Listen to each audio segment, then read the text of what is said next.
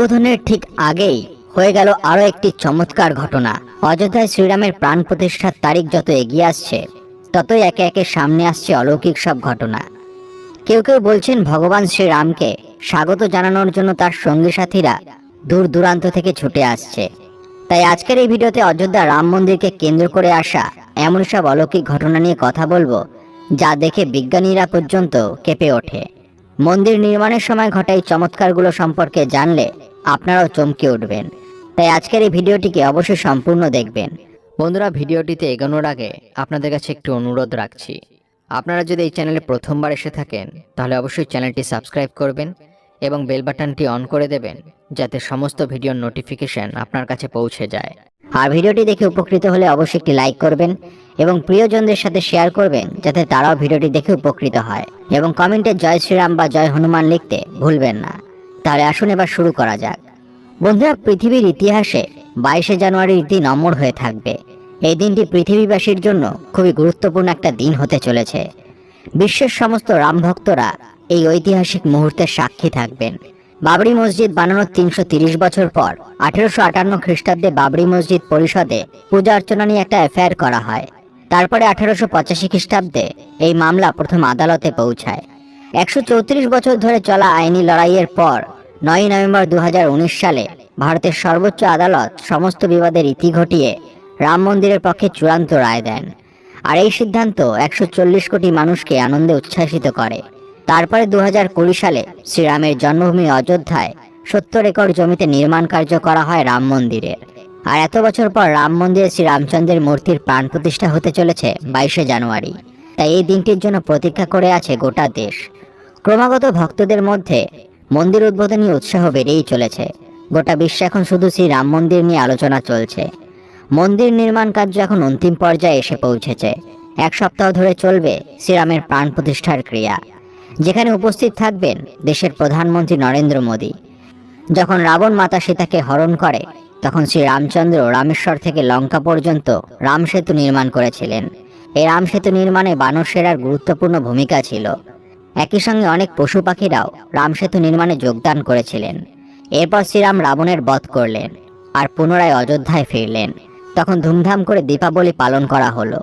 আর এখন যেমন যেমন শ্রীরামের মূর্তির প্রাণ প্রতিষ্ঠার সময় কাছে আসছে, তেমন তেমন অনেক চমৎকার ঘটতে দেখা যাচ্ছে।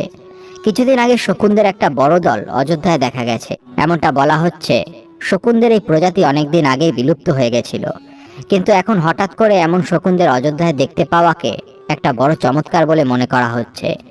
অযোধ্যার মানুষেরা এদের জটায়ুর বংশধর বলে চিহ্নিত করেছে এবং তাদের পুজো করছে। বন্ধুরা, অযোধ্যা নগরী শ্রী রামচন্দ্র জন্মগ্রহণ করেছিলেন, যা আমরা জানতে পারি বাল্মীকি রামায়ণ থেকে। যখন বহু বছর রামরাজত্ব চলার পর শ্রীরামচন্দ্র বৈকুণ্ঠে ফিরে গেলেন, পৌরাণিক কাহিনী অনুসারে তার অনেক বছর পর একদিন উজ্জয়িনীর রাজা বিক্রমাদিত্য যখন অযোধ্যায় এলেন, তখন তিনি অযোধ্যায় রাম মন্দির নির্মাণ করলেন। বাবরি মসজিদে 3টি গম্বুজ ছিল। এই 3টি গম্বুজের মধ্যে একটি গম্বুজে শ্রীরামচন্দ্রের বালক স্বরূপের পূজা করা হতো। একে রামপ্রস্তর বলা হতো। কিন্তু 1949 সালে বাবরি মসজিদের গম্বুজের নিচে সেই মূর্তি বেরিয়ে আসে, যেটা দীর্ঘ বছর রামপ্রসারে বিরাজমান ছিল। বাবরি মসজিদ এবং রাম জন্মভূমির বিবাদ দীর্ঘ বছর চলার পরে অবশেষে শ্রীরামচন্দ্রের জন্মভূমিতে প্রাণ প্রতিষ্ঠা করা হচ্ছে। বন্ধুরা, অযোধ্যাতে বিশ্বের সবচেয়ে বড় মন্দির নির্মাণ করা হচ্ছে। মানুষ অতি আগ্রহের সাথে অপেক্ষা করছে এই মন্দির উদ্ঘাটনের জন্য। রাম মন্দির 66 একর জমির উপরে তৈরি করা হচ্ছে। এর মধ্যে 2 একর জমির উপরে রাম মন্দির তৈরি হচ্ছে। প্রথমে রাম মন্দিরের মুখ্য শিখরের উচ্চতা যা ছিল, এখন সেটা থেকে আরো বেশি উঁচু করা হচ্ছে। 3টে জায়গায় 5টা গম্বুজ, একটা মুখ্য শিখর হবে। প্রধানমন্ত্রী নরেন্দ্র মোদী 5ই আগস্ট 2020 সালে অযোধ্যাতে রাম মন্দিরের আধারশিলা স্থাপন করে। এখন প্রশ্ন এটাই যে অযোধ্যায় ভগবান শ্রীরামের মূর্তি তৈরির জন্য নেপাল থেকে 2টো বড় পাথর আনা হয়েছিল। সেই পাথর আনার পরেও কেন সেই পাথর দিয়ে শ্রীরামের মূর্তি তৈরি করা হয় না? এমন কি কারণ ছিল যে নেপালের সেই পাথরের পরিবর্তে অন্য পাথর দিয়ে শ্রীরামের মূর্তি তৈরি করা হয়? আসলে শ্রীরাম মন্দিরের নির্মাণ কার্য সম্পূর্ণ হওয়ার পরে ফেব্রুয়ারি মাসে নেপালের কালিন্দী থেকে 2টো শিলা আনা হয়েছিল। এই 2টি শিলাপ্রস্তরের ওজন 16 টন এবং 27 টন ছিল। শিলাপ্রস্তর দিয়ে রামচন্দ্রের মূর্তি তৈরি করার কথা ছিল, কিন্তু পরে জানা যায় এই শিলাপ্রস্তর 2টি শ্রীরামচন্দ্রের মূর্তির জন্য উপযুক্ত নয়। ভারতীয় সংবাদ মাধ্যমে প্রচারিত কিছু খবর অনুযায়ী দুটি শিলাপ্রস্তর দিয়ে রামমূর্তি তৈরি না করার কারণ সাধু এবং সন্তদের আপত্তি। কিছু সাধু সন্তদের মন্তব্য ছিল যে এই শিলা শ্রী রামচন্দ্রের মূর্তি তৈরির জন্য উপযুক্ত নয়, কারণ কালিন্দির এই শিলাপ্রস্তর এক একটা শালিগ্রামের সমান। পরে যদিও অযোধ্যা এসে নেপালের প্রতিনিধিরা পরীক্ষা নিরীক্ষা করে বলেন যে এই পাথরে মূর্তি তৈরি করা সম্ভব নয়। এরপরে অন্য পাথরে মূর্তি তৈরি করার জন্য 27 টন পাথর আনা হয় বলে নেপালের প্রতিনিধি জানান। কিন্তু এই 27 টন শিলাপ্রস্তরও মূর্তি তৈরির জন্য উপযুক্ত প্রমাণিত না হওয়ায় এই দুটো শিলাপ্রস্তরকে রাম মন্দিরের দুধারে রাখা হয়েছে। ভারতীয় সংবাদ মাধ্যম থেকে জানা যায়, রাম মন্দিরের গর্ভগৃহে রাখার জন্য দেশের বিভিন্ন জায়গা থেকে আনা পাথর দিয়ে 3টি মূর্তি তৈরি করা হয়। এর মধ্যে সবচেয়ে ভালো মূর্তিটিকে গর্ভগৃহে স্থাপন করা হবে। অযোধ্যার ইতিহাস অনুসারে অযোধ্যা প্রাচীনকাল থেকে বিভিন্ন মন্দিরের শহর ছিল। অযোধ্যার খনন কার্য করে বড় বড় স্তম্ভের হিন্দু দেবদেবীর মূর্তি পাওয়া যায়। বাল্মীকি রামায়ণে বর্ণিত আছে, শ্রীরামচন্দ্রের জল সমাধি নেওয়ার পরে অযোধ্যা নগরী কিছু সময়ের জন্য ছিন্ন ভিন্ন হয়ে গেছিল, কিন্তু শ্রীরামের জন্মভূমিতে তৈরি মহল একই রকম ছিল। ভগবান শ্রীরামচন্দ্রের পুত্র কুশ পুনরায় রাজধানী অযোধ্যা নগরীর নির্মাণ করে।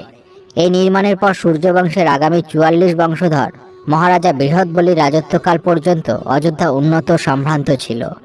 কৌশল রাজা বৃহৎবলীর মৃত্যু মহাভারতে অভিমন্যুর হাতে হয়েছিল।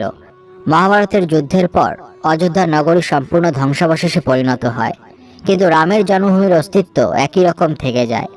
এর বহু বছর পর উজ্জয়িনী চক্রবর্তী সম্রাট বিক্রমাদিত্য একসময় ঘুরতে ঘুরতে অযোধ্যা এসে পৌঁছান। তিনি এতটাই ক্লান্ত হয়ে গেছিলেন যে তিনি তার সৈন্যদলের সঙ্গে সরাই নদীর তীরে আম গাছের তলায় বিশ্রাম করেছিলেন। সেই সময় ঘন জঙ্গলে আবিষ্ট ছিল সেই স্থান, কোনো জনবসতি ছিল না। মহারাজা বিক্রমাদিত্য এই ভূমিতে কিছু চমৎকার দেখতে পান।